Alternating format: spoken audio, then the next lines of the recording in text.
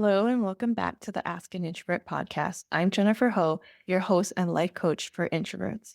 I help those who feel quieted in this world develop self leadership and take up space exactly as you are to live your dream life. Today, I am spilling the tea on what I consider chapter one of my return to dating, specifically how I have intentionally made it a practice to cultivate and recultivate trust in myself because dating is such a mindfuck. And at the end of the day, the most important thing is to maintain my self respect by trusting in myself.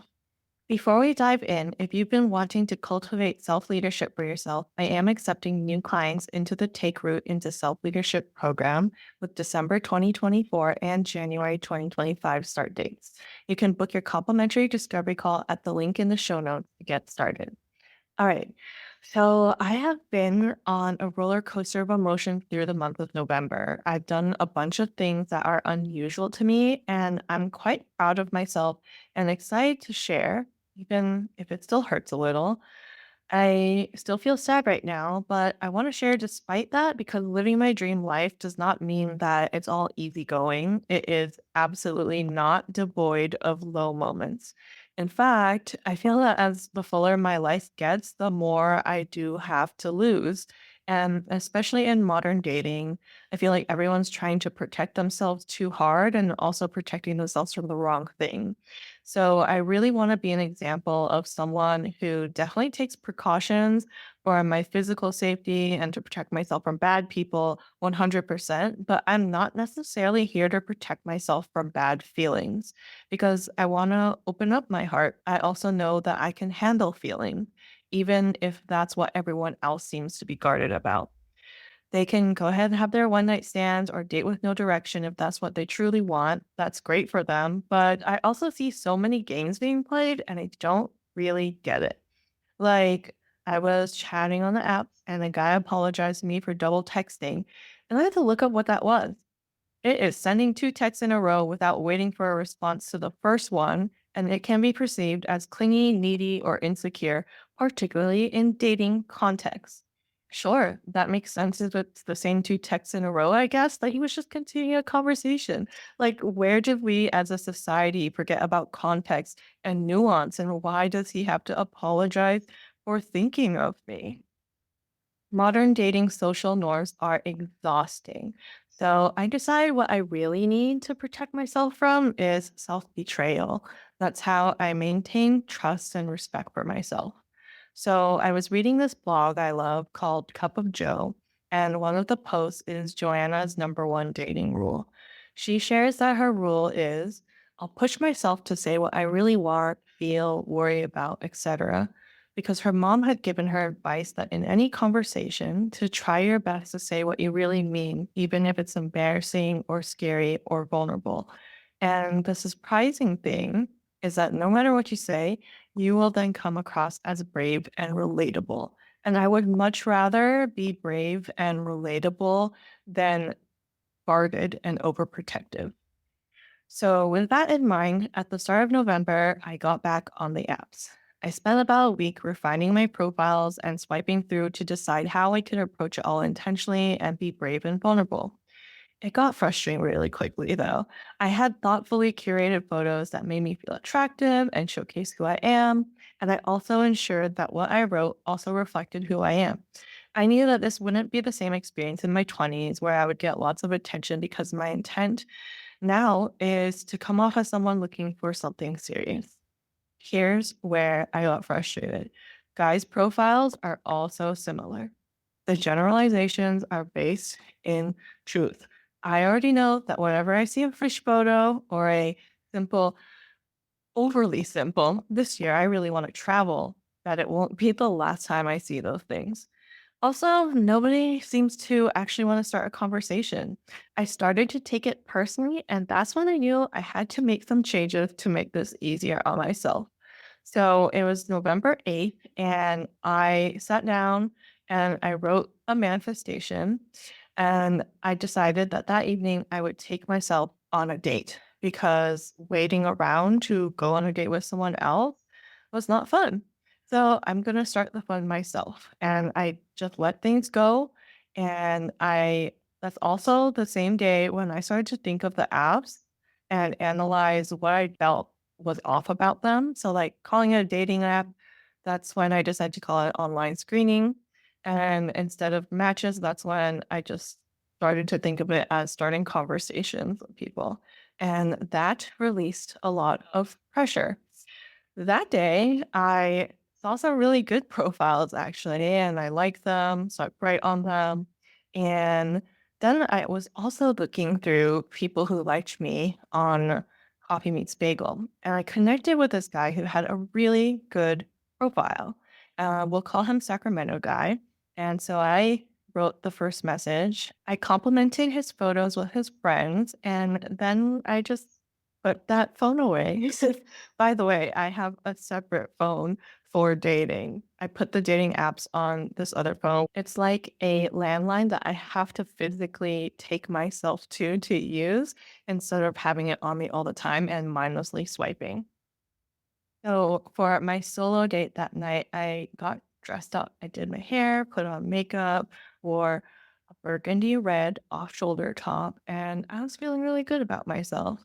I went to this sushi place in Sacramento that's been open for a while, but I couldn't find anybody to go with me. And so I finally just treated myself.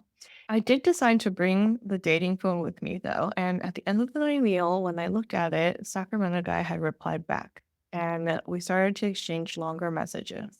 And the next day, November 9th, he asked for my number and invites me to a video call. I was hesitant to give him my actual number, so then I actually bought a phone number for my dating phone, just $5 a month, but it's not tied to my business or to my personal life. And I know that information gets out on the internet, like you don't know. Like if you Google yourself, you can find your own address on some random website. And so I just did not feel safe with that. So I created my own safety, but also like the apps now, they don't have all those same features. And so a video call was not possible for that one. So I was like, I do want to chat with him. Like, let's just have this vibe check. And then I'll know sooner rather than later if I actually want to meet him in person. I really appreciate that he initiated the video call and we scheduled a time for 2 days later. The next day, November 10th, I saw this really good profile, but I didn't have a chance to swipe and I let it go. And I'm like, if I'm meant to connect with this person, it'll show up again. So then the next day, November 11th, I have that video call with Sacramento guy and it goes well and he initiates the first date and he says that he'll send me the details. And then right after I hung up on that call, the profile from the day before showed up. That guy had liked me. And so San Jose guy emerges. At this point, I'm feeling so much better about being on the apps and treating it as online screening and just treating myself well and ensuring that I have fun through the process. And with the first date scheduled, I was pretty giddy and excited, and I continued to talk to San Jose guy. And then a couple days later, I also connected with another one where I had a solid conversation. We'll call him Kpop guy. But just 2 days in, when I asked Kpop guy for a video call, he stopped responding. So, let that go. And then the following weekend, November 17th, I had the video call vibe check with San Jose guy. And this is where things started to get a bit disappointing again because we couldn't settle on a time. Like he agreed to one, and then he's like, "Well, I might be running a little late because I'm driving." I'm like, "Oh, how about we just push it an hour later?" And he's like, "Well, I'm trying to optimize my day, so can I just let you know at our scheduled time if it works for me or not?" And I'm like, "Okay, but I'm not gonna be sitting around waiting. So if I miss it, I miss it when I want to optimize my day too." But I take the call anyway. When our scheduled time comes up, he ends up asking, "I'm sorry, can I push it out an hour?" And I was like, could have just agreed to what I said.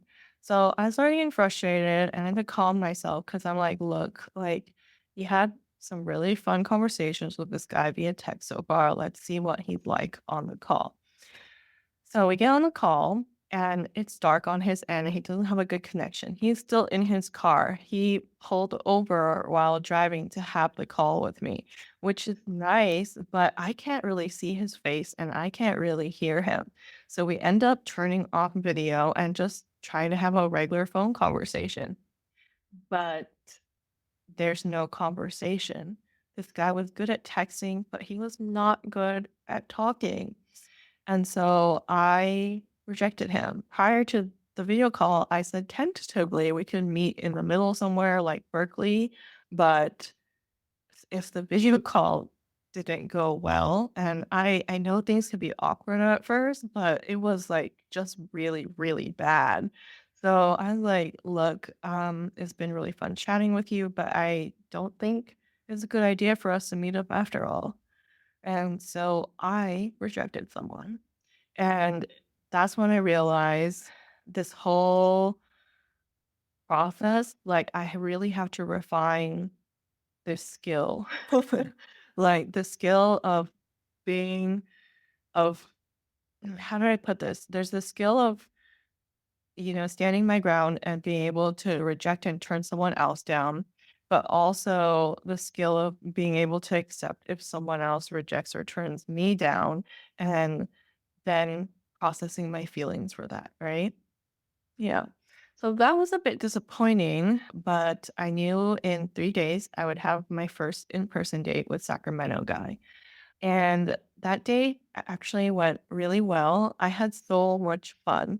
We both are pretty busy, so we had scheduled it on a Wednesday at 7:30 p.m. As we left and parted ways for the first date, we already knew that we would see each other again. So I liked everything about how he communicated, how he initiated things, and how I wasn't left guessing about anything. And that, I would say, sets the low end of the bar for the rest of my dating journey now. By the next day, we scheduled our second date, which would be a week out on a Wednesday again, but a little bit earlier at 6. And then what I enjoyed between dates was that he was on his phone all the time, and I wasn't on my phone all the time. I like that the cadence was more light, that November 26th, I get this really long text from him in the middle of the day. And this is when Sacramento guy becomes Sacramento casual guy. That long text was about him having received some really wonderful business opportunities. And he just didn't think that he had the capacity to seriously date anymore. And I was kind of relieved in a way.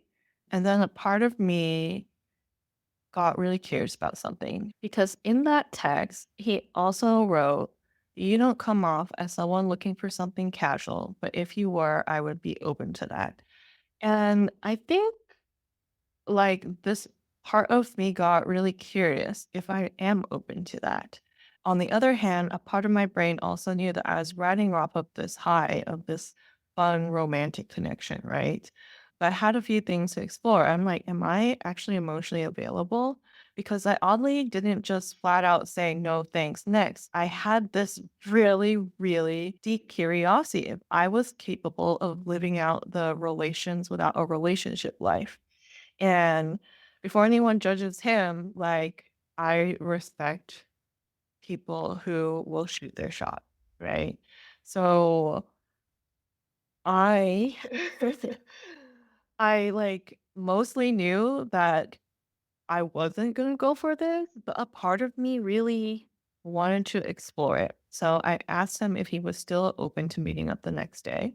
He was, and for me, I had thinking to do then, but I was really looking forward to just having a fun date and seeing where it goes and having that conversation with him about what casual means. Because I know that casual is a wide spectrum of things.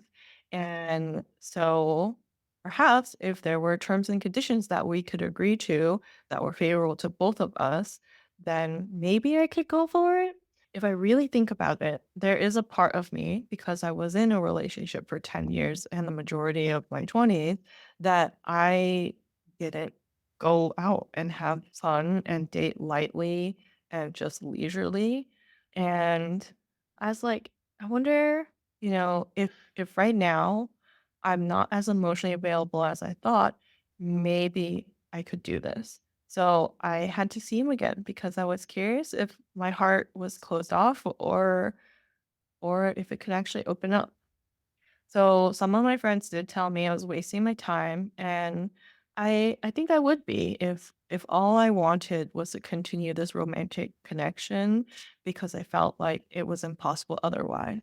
But I wasn't really desperate like that. Like, I had no thought of compromising my standards for him, but I had a curiosity about myself that I had to satisfy. Like, were these standards that I had set really based on my own opinions? And I wanted to understand why I felt so relieved when he sent me that. I wanted to know. So I met up with him again.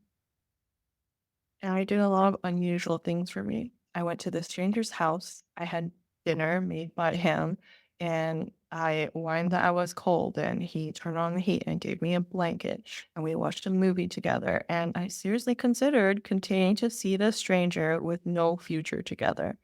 And that barely sounds romantic at all, but I wanted to hang on to hope. I had finally seen some results in my dating journey, and I wanted to hang on to that semblance of success. So I left it open. I asked him if he could see me again before I went on vacation, and he said he would get back to me. The next day was Thanksgiving, and I left my dating phone at home. I wasn't going to talk to him, and I went to Friendsgiving. I was present with my friends, and I got a really solid reminder of the life that I'd built. And I just couldn't imagine going to one of these events again and not really wanting to talk about people that I was seeing if it wasn't serious. And throughout this day, I noticed that whenever I did want to talk about my dates or my dating experience so far, I was thinking mostly about things that I said that I thought were funny. And so I'm like, okay, I think it's definitely too early to know, like, if I'm really having fun with someone or if I've just become a really fun person. And yeah, I got home late that day and I checked my phone, and Sacramento Casual Guy had checked in and asked me how my Thanksgiving was. So I told him it was good and that I'd share stories next time since he wasn't able to tell me yet if we'd be able to meet up over the weekend. The next day I woke up and I didn't feel great. And napped most of the day, and I reflected on the past few weeks getting to know Sacramento Casual Guy. I really am glad that I gave myself this space and this downtime because I realized that I wasn't all that curious about him after all, because the only questions I had were for myself. If I could try this out, if I liked how I was feeling around him, if there was anything I liked about him. And I realized that I was not really liking some of the energy that I was in. So even though the romantic connection and the butterflies felt nice, I recognized that there's this energy of me making my intentions small, of me trying to hold back on opening up my heart, of me dimming my light. And I don't like that. But still, I haven't heard back from him and I wasn't quite sure what to say yet. So I just went about my day and I said, I'll give it one more sleep. I trusted myself to know what to say once I heard back. And then Saturday, November 30th, the last day of November, I woke up to find out that he couldn't meet me over the weekend after all, but he suggested meeting up after my vacation. I didn't like that. And it became abundantly clear to me that this was way too much effort for something that wasn't going to go anywhere. I'm glad that I let this part of myself that was curious be seen and heard, but I also think it's a part of myself that it's time to let go of. Because who am I kidding? There's nothing casual about me. I don't even plate my food casually. If I were to enter into a casual situation, then I'm crushing my own hopes. It's one thing to date not knowing if things will work out, but it's another going in knowing it's not going anywhere. I felt attraction, but I no longer felt emotionally safe. So I had to create my own safety and walk away. I replied back and told him that this ends here. And then I proceeded to cry all day. But what I gained was clarity because I made a decision. Throughout the day, I cried because my brain told me I was dumb for getting sad over a stranger. But what I was really sad about was having my hopes crushed. Everything ended before it started. It felt incomplete. So all I could do was do my best to keep living my life. I knew that even though this felt incomplete, that I am still complete and whole. So I went to Pilates. I did adulting things like put gas in my car and I got a car wash. But through that entire day, I was on the verge of tears, just constantly. And I found myself having the worst day too because I got into a car accident. And even then, I was kind of hoping for a meet cute, but it was not. Glad that I had some hope, but alas, it was not. So, you know, the car washes where you go in and it moves your car through automatically on a conveyor belt like system? Well, the guy in front of me, when it was time to freaking leave, he didn't put his car into drive and get out. So my car was automatically launched right into his car. His dumb ass then gets out of the car, walks towards me in the car wash while his car is still blocking the exit. And I can't hear him. We're in a loud car wash, but I can tell from his gestures. He's like, "What are you doing?" And I'm like, "What are you doing?" And as he's standing there in the car wash that is spraying water everywhere, the conveyor belt then launches my car into his again. I took a deep breath and thanked the universe for reminding me that I'm self sufficient and don't need a partner. But boy, in that moment, I really wish I had someone to call and rely on, someone to have my back. And then I understood. The real reminder was about what I'm really looking for in dating. If I had entered into the casual arrangement, that situationship, I would not have been able to call him and rely on him. This helped ease the judge in my head that was mean every time I cried. It kept saying that if I had just ended it once I knew his intentions were different, I wouldn't be crying. But it was literally only 3 days. And I'm sure that even if I had ended it after getting that long text from him, I still would have cried. Because I'm not crying over him. While I liked things about him, I can't say that I liked him yet. I barely knew him. I met him in person twice.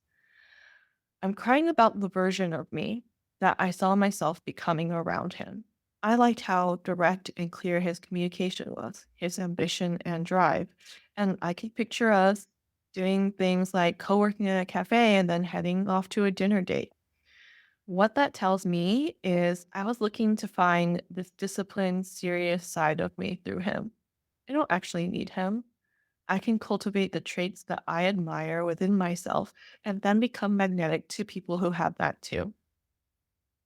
I'm trying to process my emotions and open up my heart even more.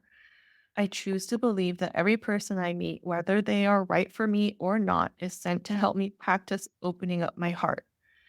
And as I open up my heart, it's going to hurt at times and it will hurt more. But just like how I open up my heart to you friends, also not knowing where those friendships will go, I'm opening up to more and bigger possibilities in romantic relationships. I know that for the great love that I imagine, the love of my life that I wish for, my heart needs to open up so much more. As I wrote most of this podcast script on December 2nd, my next step is to take a break. So I'm currently on vacation as I record this, and I know I'm going to come back with new knowledge of myself and an even clearer vision and intention for dating that is aligned with what I want. I understand now that lots of people can be attracted to me, but few will match my energy in wanting to co create a healthy and long term relationship. Those few will be worth my time and capacity. And as I'm recording this on December 5th from my vacation, I'm glad that I gave myself time and space to cool down from the initial rush of romantic connection and really reconnected with my own intention and my intuition and see how I can trust myself. I had asked the universe for a kind and gentle return to dating, and while this first chapter was short lived, Sacramento Casual Guy did treat me well as he could for a stranger. He was honest and upfront with me instead of stringing me along. And everything I witnessed in the moment was kind and gentle. And that's really great considering that I can't control how someone acts or somehow prevent myself from sadness and heartache. I see and acknowledge that I did the best I could with the information that I had. I even want to take a moment to thank the judge in my head and its associates of blame, shame, and punishment, which we touched upon in episode 25, What to Do When You Aren't Meeting Your Goals. So the judge, blame, shame, and punishment, they're not here simply to make me feel bad. They appear as reminders for me to process my feelings, which is something I recognize I'm not the best at. I am someone who, at times, with such a focus on the outcome of things, I will say to myself, I don't have time to feel right now. I'm going to table this for later. But the judge is here not only to judge my worth, but it's bringing up things that I need to confront, such as me straying from my values as I considered a casual situationship, me needing to reclaim what matters to me as I look for a life partner, or me acting out of integrity with what I say I want to do. I'm not supposed to cope with these things. I'm supposed to process them in order to regulate my emotions and continue to cultivate the trust in myself. In the last episode, we talked about managing your energy as you look for love. I would say that the lesson for introverts in this episode is that your energy is not limited, your energy is exclusive. Okay, editor Jennifer jumping in here. I wanted to add to this. Your energy is exclusive in the sense that it's exclusive to all the things that are meant for you. So if you're doing things that are draining or unaligned, naturally you're going to have less energy for it. But if you do things that are exclusively meant for you, your energy will grow in that space, in that environment. And that's what I mean by your energy being exclusive. Okay, now we're gonna share a lesson that I learned from my bestie. My best friend told me that all her heartbreaks were different, that they never felt the same. And that gives me courage to try and stay open and stay curious. I'm curious how it would hurt if I like someone a lot, if I don't like them at all, if we start on the same page but things change, if we start on different pages but are able to come together. And as I get curious about all the potential pain and hurt, I also get curious about all the potential joy. How would it feel to light up as I get a text from someone I'm interested in? How full would my belly feel when we're sharing a laugh over a joke that I shared? Or how a passionate kiss could take my breath away? Other people are not worth me feeling pain, but my own joy is always worth the risk of pain. Because when I center myself, I'm worth it all. My energy is exclusive to supporting me and my dream life. And that's what I want to leave you with today. If there's anything about this or something else you want to ask me and get my thoughts on through the podcast, send me a DM on Instagram or submit it anonymously at byjenniferho.com/ask an introvert.